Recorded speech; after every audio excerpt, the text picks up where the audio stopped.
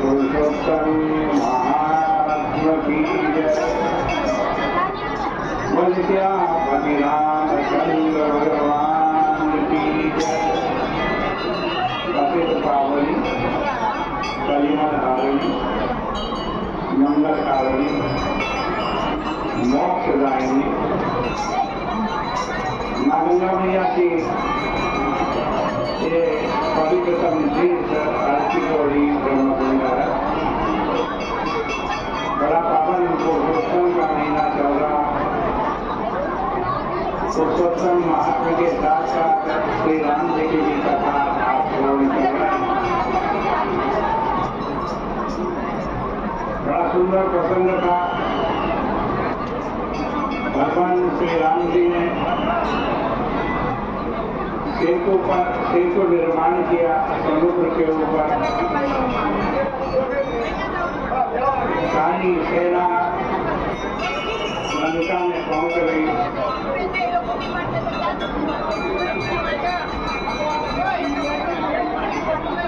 भगवान आपके कुबेर पर्वत है, उस पर भगवान श्री राम, लक्ष्मण जी, हनुमान जी, सुग्रीव जी, विभीषण जी सब उस पर विराजमान है।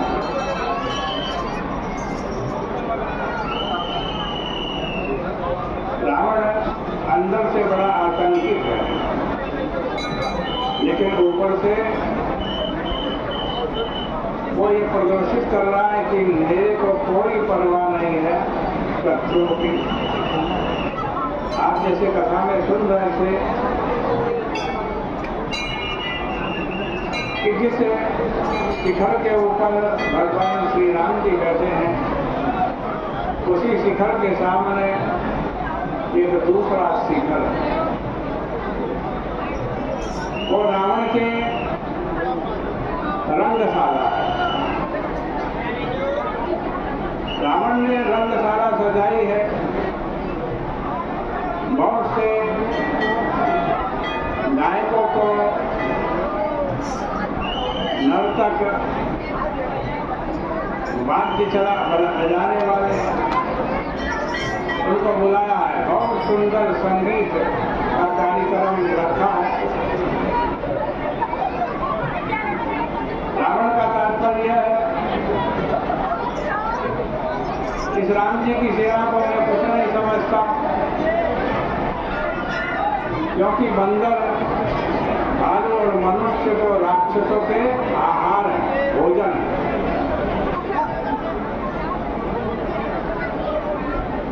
ये वानर सेना आई है, इससे राक्षसों का बहुत बड़ा बोझ होगा। और लंका में या परंपरा है कि जब रावण कोई भोज का आयोजन करता है तो उससे पहले वो एक संगीत और गायन का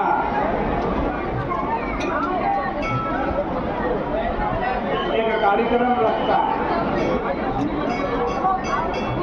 रावण का अंदर से आतंकित होना और प्रजा के सामने ये प्रदर्शित करना कि मैं आतंकित नहीं हो। ये वानर सेना जो आई है ये तो हमारा भोज है, इसलिए वो अपनी रंगशाला में, अपनी नृत्यशाला में बड़ा भारी आयोजन करता है। उधर उसी के सामने भगवान श्री राम जी बैठे हैं। सामने वाले शिखर पर अपनी वानर सेना के साथ हनुमान जी भी समीप में है, विभीषण भी समीप में है, सुग्रीव भी समीप में है। अचानक रावण की जो रंगशाला है उसमें घटना घटित हो गई। क्या घटना घटित हुई? छत्र मुकुट आतंक तब अबे एक ही सबके देखत मही परे मरम न तो जा।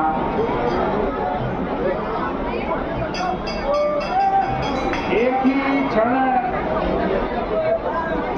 में रावण का जो छत्र है, मुकुट है, मंदोदरी के कान में पड़ा हुआ जो कुंडल है,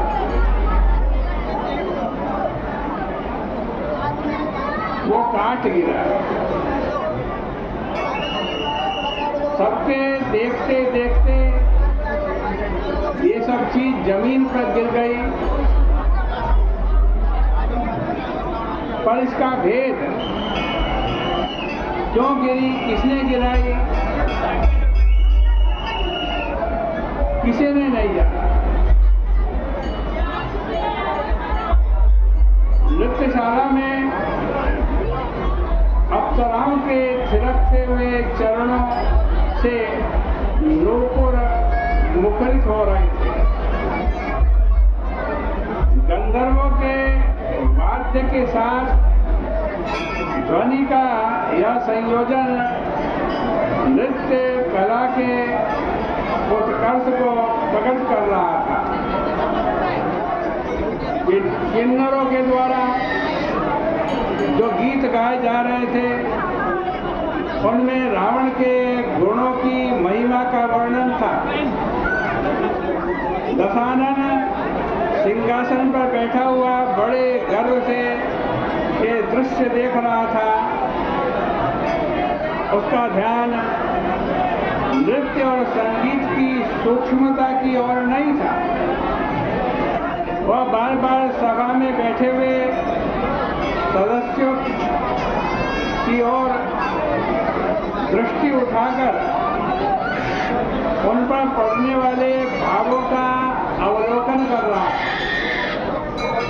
शत्रुसेना पर पड़ने वाले प्रभाव का काल्पनिक चित्र उसके मन में उभर रहा था और ये स्वाभाविक था। पर अचानक ही